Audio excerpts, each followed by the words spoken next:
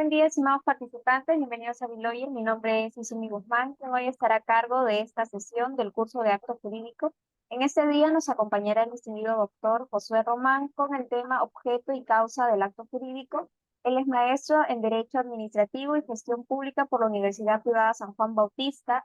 Actualmente es coordinador académico del programa de Derecho en la filial Chincha de la Universidad Privada San Juan Bautista. En dicha casa de estudios también dicta los cursos en Derecho Romano, Teoría General del Proceso, Constitución y Derechos Humanos, entre otros. Finalmente, estimado doctor, me siento contenta de que primero haya podido aceptar nuestra invitación para este curso. Le extendemos toda la gratitud por parte de todo nuestro equipo y nos sentimos honrados por su presencia en esta sesión. Y con eso le cedo el uso de la palabra para que pueda iniciar con su presentación.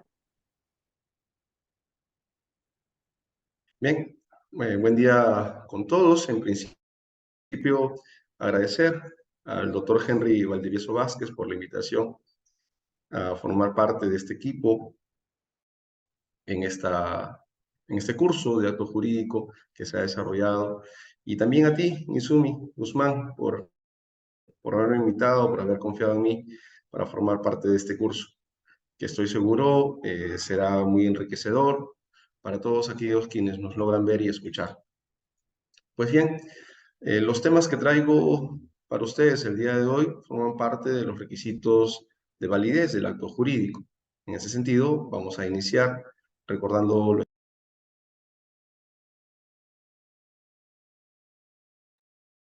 Un momento, me parece que se le ha apagado el audio.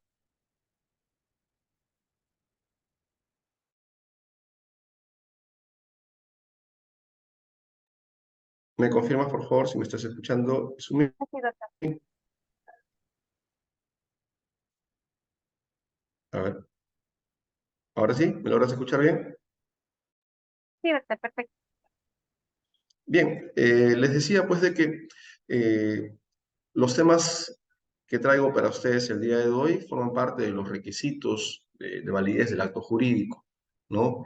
Y en ese sentido, en la primera diapositiva vamos a revisar pues un pequeño recordatorio de lo que está establecido en la norma. Y es que, de acuerdo a lo señalado por el artículo 140 de nuestro Código Civil, ¿no? Al conceptualizar el acto jurídico, dicho precepto normativo también hace referencia a, a los requisitos necesarios, ¿no? Que le son comunes, es decir, encontramos 5 requisitos de validez que el texto a saber, los cuales son en la segunda diapositiva. Vamos a encontrar la manifestación de voluntad, la capacidad, el objeto, la finalidad y la observancia prescrita bajo sanción de nulidad. Vamos a desarrollar en esta parte con mi persona lo referido al objeto y a la finalidad o a la causa del acto jurídico. Entonces, si bien la voluntad, que es la esencia del acto jurídico, debe ser manifestada por un agente capaz para que exista el acto jurídico, se requiere además de un objeto que por ello se constituye también en un requisito de validez. Tanto el Código del 36 como el vigente se refieren al objeto como requisito de validez. En la siguiente diapositiva vamos a encontrar los caracteres, ¿correcto? Pero para hacer más dinámica esta exposición, Izumi, por favor, si me apoyas con la siguiente diapositiva, vamos a tener que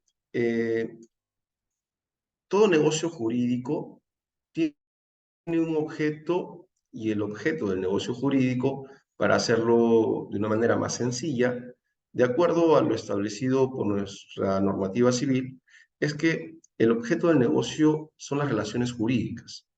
Por ejemplo, el objeto de un contrato son las relaciones jurídicas patrimoniales.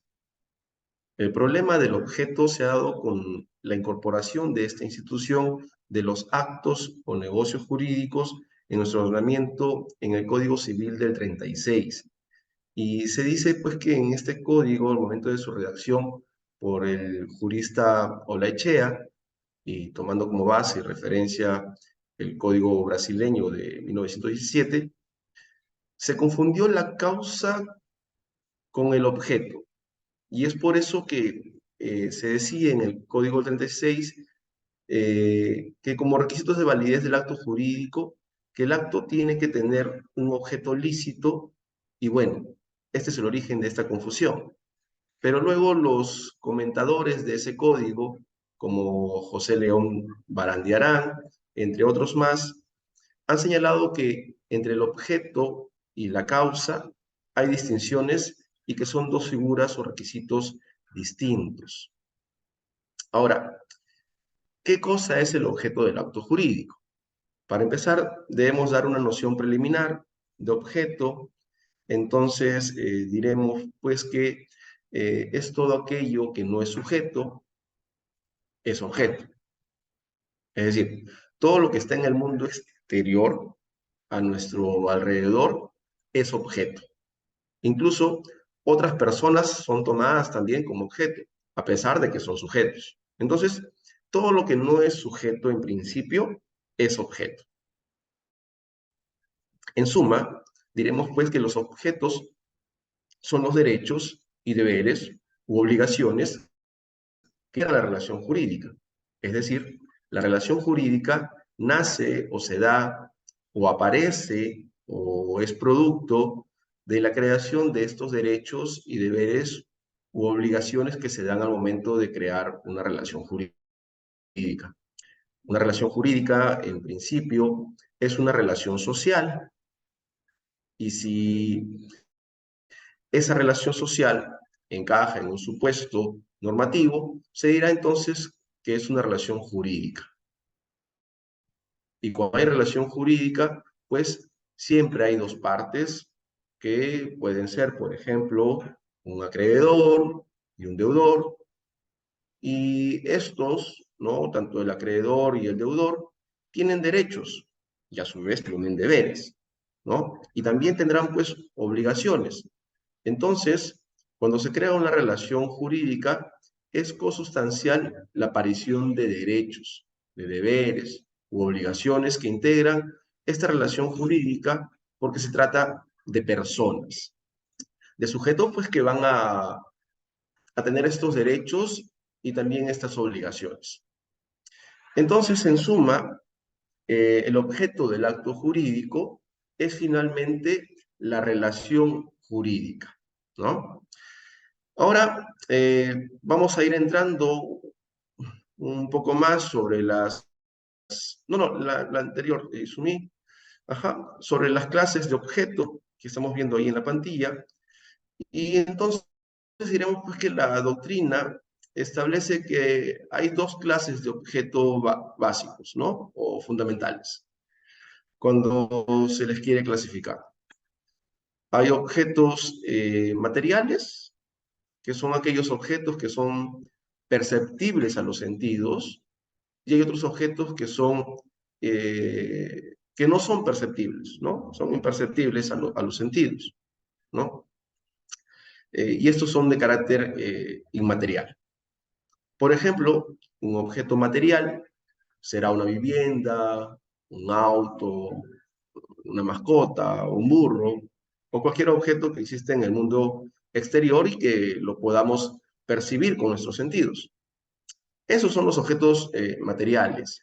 Y los inmateriales pueden ser un derecho subjetivo, ¿no? Y los derechos subjetivos nacen también pues de las relaciones jurídicas, ¿no? De la creación de las relaciones jurídicas, que puede ser un deber jurídico o puede ser una relación jurídica. Entonces, eh, se dice que estos objetos serían de carácter o son de carácter inmaterial, ¿no? Estos que no son perceptibles en los sentidos, pero que igualmente importan un deber, una obligación. Ahora veamos, ya que hemos dicho que el objeto del acto jurídico son las relaciones jurídicas, veamos las clases de relaciones jurídicas. Y hay dos clases de relaciones jurídicas que son claramente diferenciables, ¿no? Por ejemplo, tenemos las relaciones jurídicas de tipo patrimonial, ¿no? Y como por ejemplo, cuando se celebra un contrato de compra-venta o cuando se celebra una permuta, cuando se hace un contrato de suministro o cuando se hace un contrato también de comodato, son relaciones de tipo patrimonial. O cuando una persona fallece y transmite el patrimonio a sus herederos, entonces todas estas relaciones, estos tipos de acto jurídico o contrato, serían relaciones pues, de tipo patrimonial, todas vez que son pasibles de una valoración económica y que implican, obviamente, un peculio. Ahora bien, hay relaciones jurídicas que no tienen este interés o que no importan un interés económico propiamente dicho, o que la importancia económica, la valorización económica es lo secundario, dado que lo más importante aquí es la existencia de la relación personal o familiar que se cree. Entonces, hay relaciones como, por ejemplo, las relaciones extrapatrimoniales que se dan en el derecho de familia, como, por ejemplo, el reconocimiento de un hijo, la patria potestad, el tema de la tutoría, son cuestiones extrapatrimoniales. El matrimonio incluso se considera que tiene una relación mixta, pero la naturaleza propiamente del matrimonio importa un interés extrapatrimonial, a pesar de que tiene una connotación económica, ¿no? Y que se genera o surge a partir o a raíz del matrimonio, las sociedades gananciales. Entonces, esas son las relaciones patrimoniales como extrapatrimoniales. Pero ahora quisiera centrarme, de acuerdo a lo que estamos viendo en la plantilla, en las clases de relaciones jurídicas y el objeto de estas relaciones jurídicas, ¿no? Porque las relaciones jurídicas tienen a su vez, se dice, un objeto. ¿Y cuál es el objeto de la relación jurídica de acuerdo a la doctrina más autorizada? Y bueno, la doctrina más autorizada establece que el objeto de las relaciones jurídicas son las prestaciones que desarrolla el sujeto obligado en la relación jurídica, ¿no? Vuelvo a repetir, la doctrina más autorizada en este punto establece pues que el objeto de las relaciones jurídicas son las prestaciones que desarrolla el sujeto obligado en la relación jurídica o que tiene que cumplir el sujeto que está obligado a hacer estas prestaciones. Es decir, cuando se crea una relación jurídica, por ejemplo, una compraventa o una donación, se van a crear a su vez, es decir, van a aparecer prestaciones que tienen que hacer tanto, por ejemplo, en la compraventa, el comprador como el vendedor. Por eso el objeto de una relación jurídica se dice que son las prestaciones propiamente, que nacen a partir de la relación jurídica. Porque el vendedor tiene la obligación de entregar el bien físico, ¿correcto? Y el comprador tiene la obligación de pagar el precio, ¿no? Del valor del bien. Entonces, estamos frente a las prestaciones. Ahora, cuando se pregunta cuál es el objeto de las prestaciones, a su vez se dice que son cuatro. Por un lado, tenemos el objeto de las prestaciones, que son los bienes, así, ahí como ustedes pueden ver en la plantilla, ¿no? Los bienes, ¿no? Y en una compraventa, el objeto de la prestación será pues la entrega del bien, ¿no? Y el vendedor tiene que entregar este bien. Mm, Vamos a ponerlo así, digamos, una casa, ¿no? Y el comprador también entrega bienes, porque el comprador lo que va a entregar, pues, es el dinero del valor de la propiedad, de la casa. Entonces, ahí las prestaciones, en este ejemplo que les acabo de poner, son los bienes.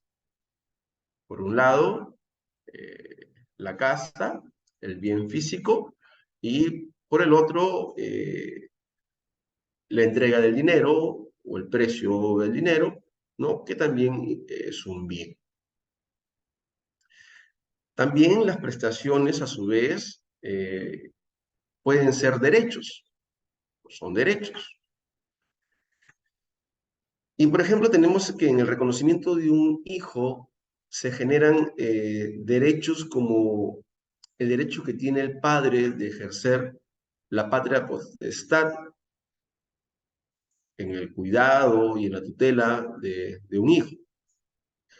Cuando una persona reconoce a un hijo, este reconocimiento, este acto jurídico de reconocer a un hijo, hace que el padre tenga derechos consustanciales a la patria potestad. Y por otro lado, los hijos también.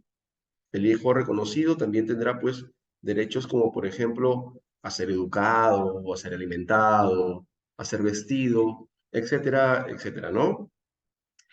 Las prestaciones también pueden ser de servicios, es decir, se puede pactar, se puede hacer un contrato de locación de servicios.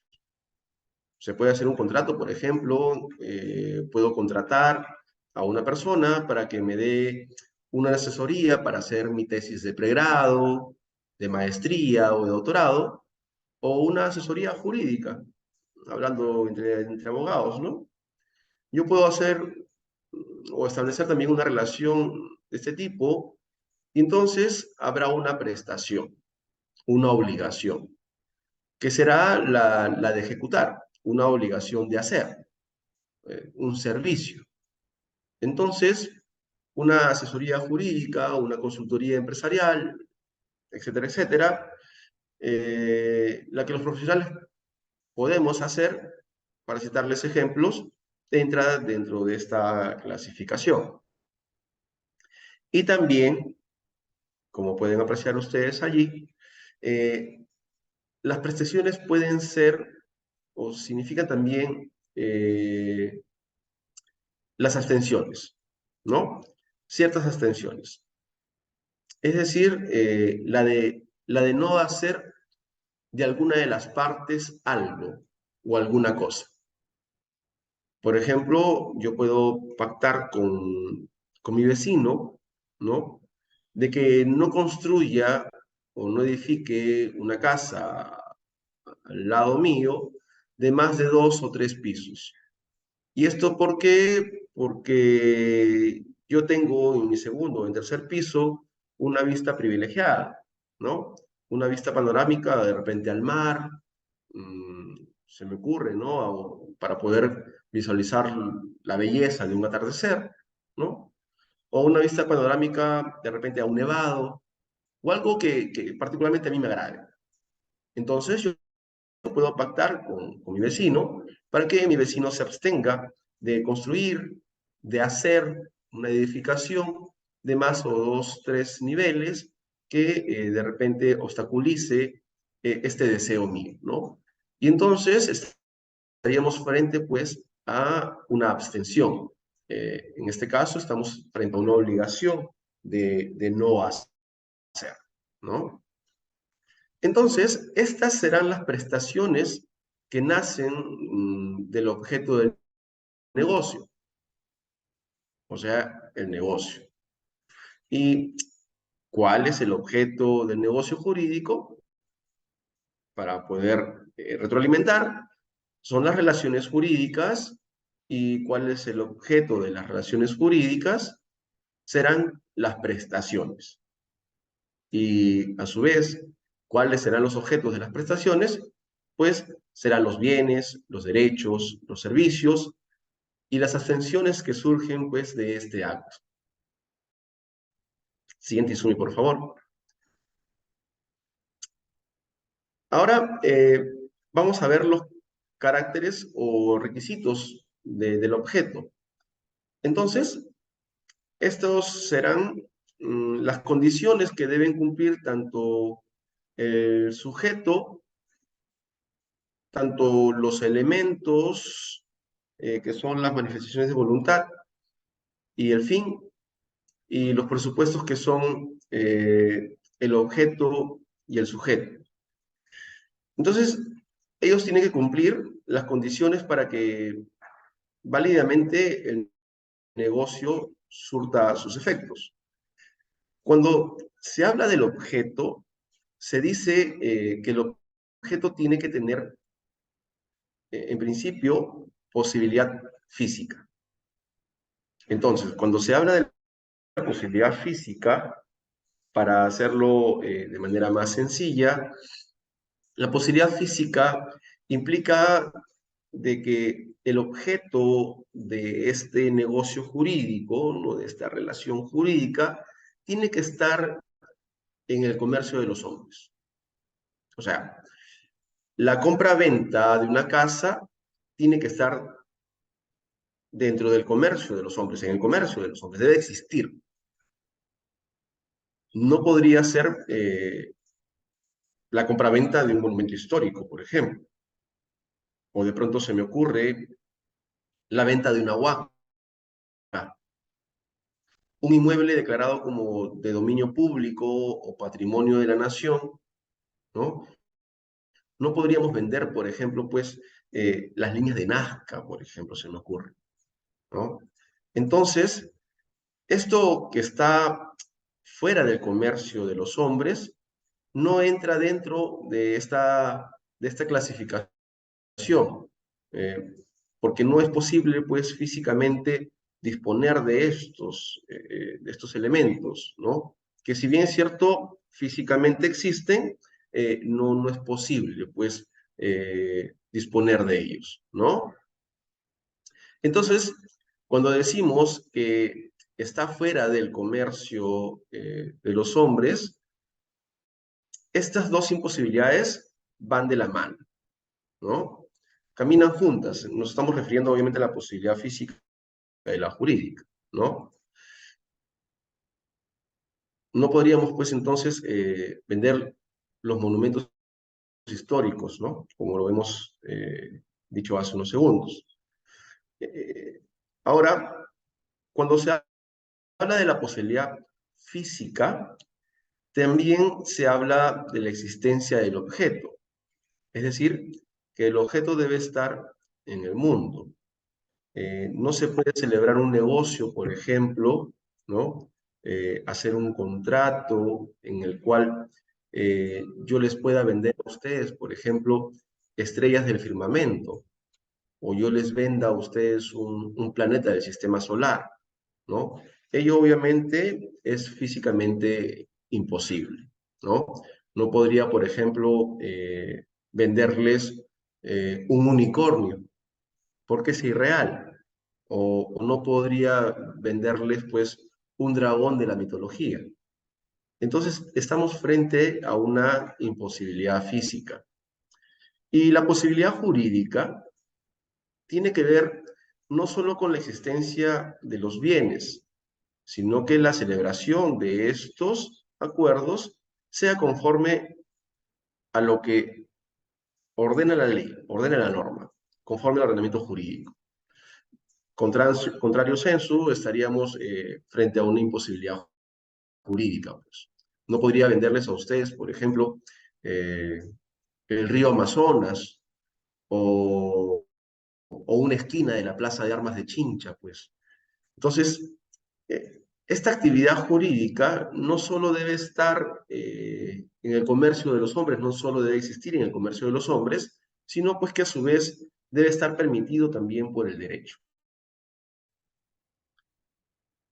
Ahora, otro de los requisitos que está en el artículo 219 de nuestro código, que tiene que ver con las causales de nulidad de los negocios jurídicos, ¿no? De los actos jurídicos, se dice que un negocio jurídico es nulo cuando es indeterminable. Entonces, se necesita que un objeto sea determinado o determinable. O sea, determinado significa la identificación plena de ese objeto, que es materia del negocio jurídico, o que haya la posibilidad de determinar, o sea, yo te voy a vender un departamento en un edificio y simplemente te doy las características, pero yo ya he pactado, ¿no? Y ahí la posibilidad de determinar de cuál de estos departamentos de ese edificio es que te voy a vender. Entonces, existe la posibilidad de determinar ese objeto. O dicho de otro modo, cuando se hace también algunos negocios o algunas edificaciones que se dan y mucha gente compra, por ejemplo, en planos, ¿no? Cuando se venden los edificios, las constructoras están eh, por construir estos edificios, se te venden planos en maqueta, la proyección de lo que va a ser tu departamento, y pues allí se especifican, por ejemplo, las medidas del departamento, el lugar en cual se ubica, ¿no? El diseño que tendrá, los acabados y demás información. En este caso, pues, el objeto también será determinable, porque existe la forma y manera de determinarlo, ¿correcto? Pasamos a la siguiente diapositiva, por favor, Izumi.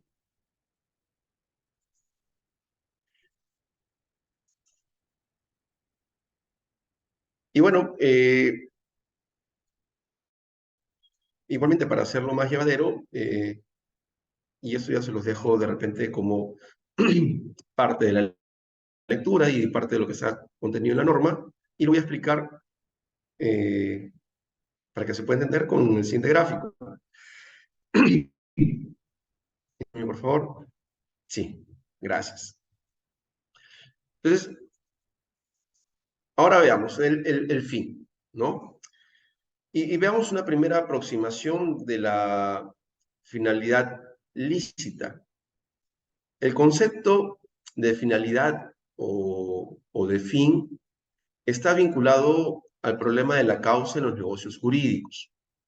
El tema de la causa es un tema que se ha discutido mucho. Al igual que en el objeto, hay mucha doctrina, ¿no? Mucha discusión sobre la causa que deben tener los contratos y los negocios jurídicos. Y esto viene pues desde el derecho romano. Desde el derecho romano se señala que cuando se hacen negocios y estos negocios no tienen una causa legítima, se dice que este negocio eh, tiene causa justa o causa legítima. Cuando guarda relación con el ordenamiento jurídico, por ejemplo, ¿no? O sea, si guarda relación con el ordenamiento jurídico, para el derecho romano se decía pues que tenía justa causa, ¿no?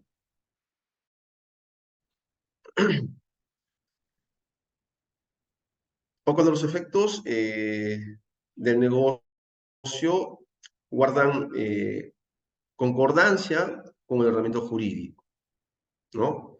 Es decir, que si no guardan concordancia, como les decía hace un momento, con el ordenamiento jurídico, se hablará entonces, por el contrario, de una causa ilegítima. Y esto pasó en el derecho francés ya en el siglo XIX, con el Código Napoleónico de 1804.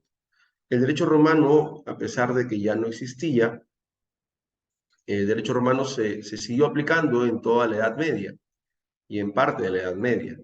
Es más, el Código Napoleónico tenía una finalidad nacionalista de unificar el derecho. Cuando se aprueba el Código Napoleónico de 1804, en el norte de Francia, se aplicaba el derecho más pegado al derecho germánico, es decir, un derecho totalmente distinto al derecho romano. Entonces, se pretendió, con la codificación napoleónica, unificar el derecho de los países, y lo mismo sucedió también en Alemania y en Italia. Y bueno, en Alemania se discutió mucho, evidentemente, pero el derecho que tenemos y que aplicamos nosotros, esta familia jurídica es romano-germánico, a pesar de que ya no existía el derecho romano, ¿no? El legado de Roma es pues importantísimo y que hasta ahora muchas instituciones jurídicas, ¿no? Y también las no jurídicas, se siguen aplicando y las ponemos en práctica. Entonces, el tema de la causa, que se hablaba de causa justa en los negocios cuando guardaban concordancia con el reglamento jurídico que se daba en Roma, pasa al derecho francés por legado, ¿no? Y en el derecho francés se vinculó a los contratos sinalagmáticos. Un contrato sinalagmático es cuando una obligación es la causa de otra obligación. Y además hay reciprocidad en las prestaciones, como en el caso de la compraventa. En la compraventa hay prestaciones recíprocas. Por eso se dice que el contrato de compraventa es un contrato sinalagmático. A diferencia que en una donación, por ejemplo. En una donación no es de tipo sinalagmático porque no hay contraprestaciones recíprocas. Solamente una de las partes se desprende del bien y la otra lo recibe y no da nada a cambio. Entonces, en los contratos sinalagmáticos se habla de que hay una causa y que tienen una causa estos contratos cuando tienen contraprestaciones recíprocas. Ahora, en los contratos donde no hay estas contraprestaciones recíprocas, la causa viene a ser cualquier motivo razonable. ¿Cuáles son estos motivos? Pues quedará en la subjetividad de cada persona, de cada sujeto interviniente en la relación jurídica. Eh, Siguiente diapositiva, por favor, Izumi. Y bueno, eso es con respecto al origen, ¿no? A todo este origen que se dio al tema de la causa en los contratos y en los negocios jurídicos en el siglo XIX. Entonces, a partir de toda esta legislación y codificaciones que se dieron, aparecen teorías sobre la causa como la teoría objetiva y la teoría subjetiva. Y entonces en la teoría objetiva se señala que los negocios tienen un fin abstracto o inmediato. Por ejemplo, ¿cuál sería la causa objetiva de un contrato de compra-venta? Pues sería la transferencia de un bien inmueble, ¿no? ¿Cuál es la causa objetiva en un contrato de arrendamiento? Será pues el uso del bien a cambio de una merced conductiva, por ejemplo, ¿no? El pago de un alquiler, una contraprestación propiamente, ¿no? Pero también aparece más adelante una causa subjetiva. Y entonces se dice que en los negocios, además de tener causas objetivas, tienen también cuestiones subjetivas. O sea, móviles que no tienen nada que ver con cuestiones abstractas, sino móviles concretos, individuales. Por ejemplo, yo quiero comprar una casa porque me sobra el dinero, por ejemplo, ¿no? Me saqué una rifa, el premio gordo, ¿no? Y bueno, me sobra el dinero y quiero comprarme una casa. O porque, bueno, como me sobra el dinero, pues quiero coleccionar casas. O porque quiero comprar una casa para arreglarla, mejorarla, pintarla, ponerla bonita y luego pues venderla. Y obtener obviamente una ganancia.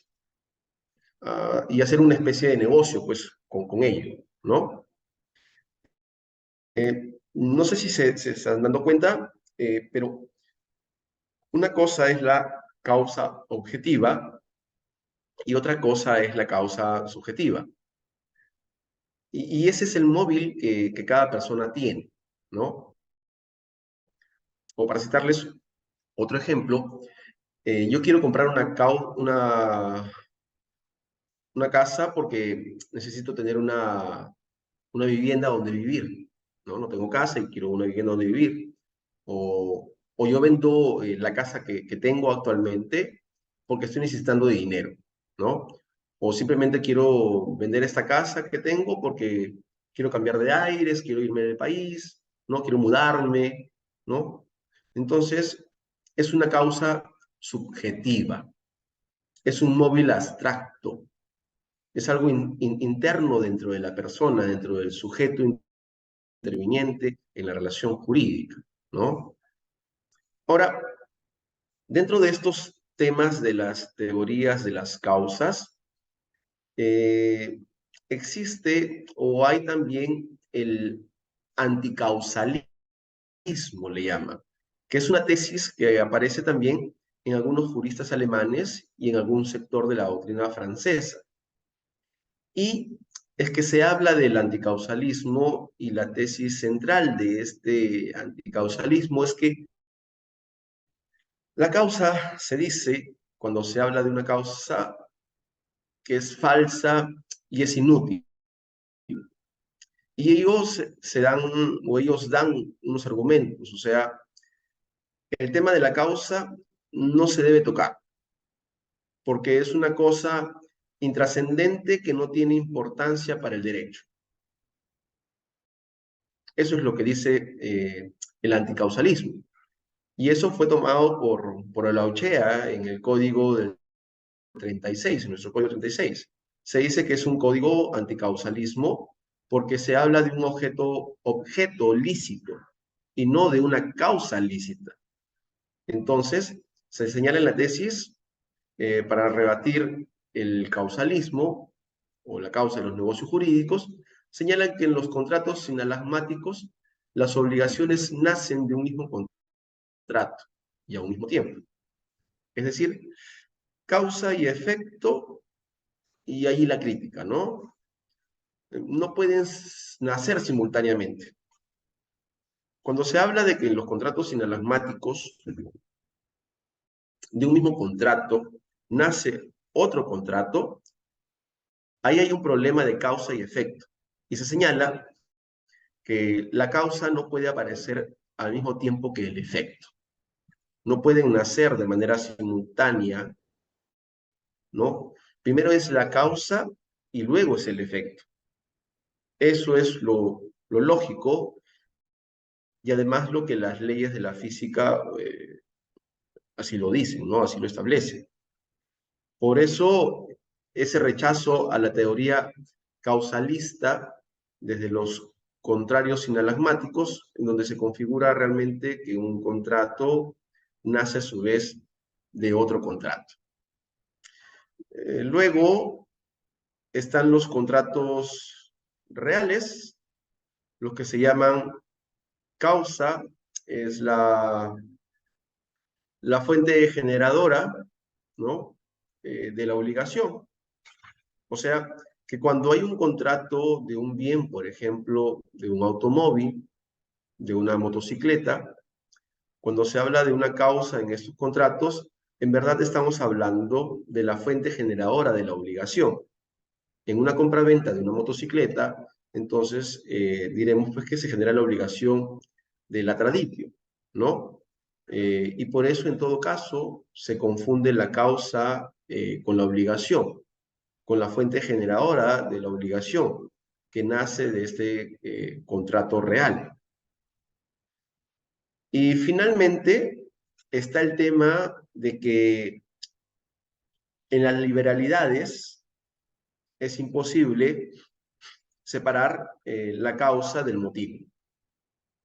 O sea, en las donaciones, en los anticipos, es imposible separar la causa del motivo. Están unidas. Es decir, tanto la causa objetiva como la causa subjetiva están unidas, están allí. Es decir, la motivación que tiene y la causa que van de la mano. Por eso, finalmente, estos pensadores rechazan la doctrina de la causa y proponen que debe rechazarse, que debe salir de los temas doctrinarios y jurídicos porque no tiene sentido. Porque aparte de ser falsa, señalan que es inútil. Bueno, eso es lo que dice la doctrina. Pero lo que tenemos nosotros en nuestro código, al menos de lo que se puede ver de la lectura que podemos hacer de los artículos de este libro 2, es que nosotros, y aparece además una corriente neocausalista, la siguiente diapositiva, por favor, Izumi, si me apoyas, ¿no? Entonces, les decía, ¿no?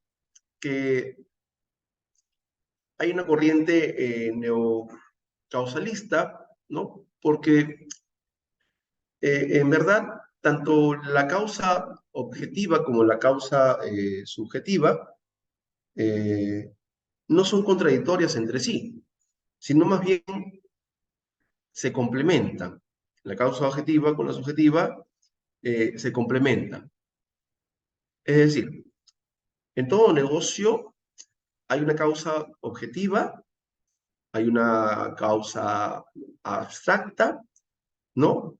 Pero también hay causas concretas, o sea, móviles concretos, deseos concretos. Y eso es lo que asume al menos la teoría moderna. La doctrina moderna asume esta teoría del neocausalismo, porque no se puede negar de que en todo negocio jurídico hay un móvil abstracto y hay también móviles concretos que cada persona, cada individuo lo tiene. O sea, no se puede negar ese interés que es subjetivo y que importa obviamente en la persona. Ahora, veamos en qué consiste esta finalidad lícita, porque se dice que la finalidad, el efecto, tiene que ser lícito.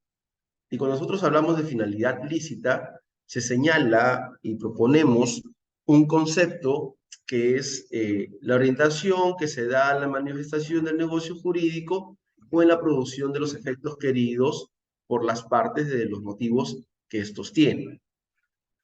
O sea, la finalidad es una orientación que se le da a la manifestación en busca de los efectos que las partes desean, que las partes quieren en función de los móviles que ellos tienen, de los motivos que ellos tienen. Entonces, esto es una cuestión importante con respecto a la finalidad lícita. Es decir, cuando se celebra un negocio, siempre se apunta a conseguir un resultado, ¿no? A conseguir unos efectos. Entonces, los efectos queridos por las partes, y esos efectos tienen que ser lícitos. Y la licitud implica que tienen que guardar, pues, concordancia con el ordenamiento jurídico. No deben ser contrarios a la norma, contrarios al derecho, ¿no? Entonces, hay una identificación, pues, entre la causa y el motivo en nuestra legislación cuando se habla de la finalidad lícita. Y nuestro código, el Código Civil del 84, ¿qué es lo que hace ya plasmando esa teoría de la finalidad o de la causa que prescribe que el motivo manifestado por el celebrante o los celebrantes no sea contrario a las normas del orden público y a las buenas costumbres, de tal modo que el negocio jurídico celebrado, ¿no? Tenga obviamente un reconocimiento legal, un amparo jurídico, le llamamos, ¿no? Entonces, para que un negocio sea lícito, tenga esta finalidad lícita, no puede ir en contra de las normas que son de carácter público, o sea, normas imperativas. Y tampoco tiene que ir en contra de las buenas costumbres Y si el negocio jurídico no colisiona con estas normas de orden público eh, o contra normas que interesan a las buenas costumbres, este negocio tiene que tener un amparo jurídico, es decir, está respaldado por el sistema jurídico, obviamente, ¿no? Por el derecho, creado y regulado por el Estado. Ahora bien, si este negocio, si este acto, sí colisiona, ya estamos hablando pues de que la finalidad es ilícita y por tanto el negocio jurídico es un negocio jurídico mal estructurado y es un negocio jurídico por tanto nulo, de acuerdo a lo indicado por nuestro ordenamiento jurídico, nuestro sistema jurídico, ¿no? Y bueno, y finalmente Vidal Ramírez señalan que existen dos finalidades, ¿no? La finalidad inicial y la finalidad final. La finalidad inicial es, o se señala que es la motivación del sujeto celebrante del acto. Es decir, ¿por qué yo celebro una compraventa? Porque me quiero ir de mi casa, me quiero cambiar de ciudad, quiero mudarme, comprarme eh, un nuevo departamento con el dinero que obtenga de la venta de esa casa, ¿no? Poner un negocio eh, o poner algún tipo pues de negocio y es un interés mío, ¿no? Y la finalidad final, ¿no? Es el propósito buscado, es decir, el resultado práctico y deseado por el celebrante. O sea, la finalidad final ya es la materialización de esta motivación. Porque primero es una motivación, la finalidad inicial, ¿no? Y la finalidad final es el propósito, es la materialización justamente de este deseo, ¿no? Entonces es lo que realmente hemos querido al momento de celebrar el negocio. Entonces, es decir, satisfacer nuestros intereses o autorregular nuestros intereses, satisfacer lo que nosotros deseamos, lo que nosotros queremos. Bien, yo espero que haber alcanzado y haber cumplido las expectativas de ustedes con la explicación de estos dos temas que forman parte de los requisitos de validez del acto jurídico y que son muy importantes comprenderlos y obviamente, como siempre, tener la génesis del conocimiento del derecho, ¿no? De dónde es que nace y surge justamente estos requisitos, dónde tiene su génesis y también obviamente la evolución, y cómo es que actualmente los aplicamos y cómo es que a futuro estos requisitos se van adecuando también en el tiempo. Y es que estos requisitos se han adecuado en el tiempo. La pandemia nos ha hecho también, obviamente, tenerlo así. Y es que la manifestación de voluntad, que quizás para los antiguos estaba denotada por la necesaria escritura o contención, por ejemplo, escritura en un texto, en un papel, hoy por hoy se ha dejado de lado porque simplemente la pandemia nos ha permitido que la suscripción a través de contratos virtuales, ¿no? A través de repente también de manifestaciones verbales con las llamadas telefónicas, por ejemplo, en la aceptación de repente de un préstamo, de la aceptación de, eh, de ampliar, por ejemplo, el plan de datos de nuestro paquete de telefonía. Entonces, el derecho evoluciona y se adapta también a los nuevos tiempos. Agradezco una vez más la invitación a ti, Izumi, al doctor Henry Valdivieso, por haberme permitido llegar a los jóvenes, ¿no? A través de este espacio y auguro, como siempre, lo mejor para este gran equipo que conforma Beloyer y que estoy seguro que aporta al conocimiento y permite pues que jóvenes ávidos de conocer del derecho pues puedan encontrar en ustedes la alternativa adecuada, idónea para poder ampliar el conocimiento del derecho. Muchísimas gracias a ambos. Muchísimas gracias a todos quienes también me han escuchado con atención. Muchas gracias, doctor. Bueno, primero felicitarlo. Ha sido una presentación bastante interesante y sobre todo completa, entonces nos sentimos agradecidos. Quiero agradecerle también a nombre del Ilustre Colegio de Abogados de Huánuco, que quien certifica este evento, este curso, y bueno, sobre todo de nuestro equipo de Beloyer, le extendemos nuestra total gratitud por su participación en este curso. Y bueno, esperamos que pueda contar con usted en futuros eventos académicos. Muchas gracias, doctor.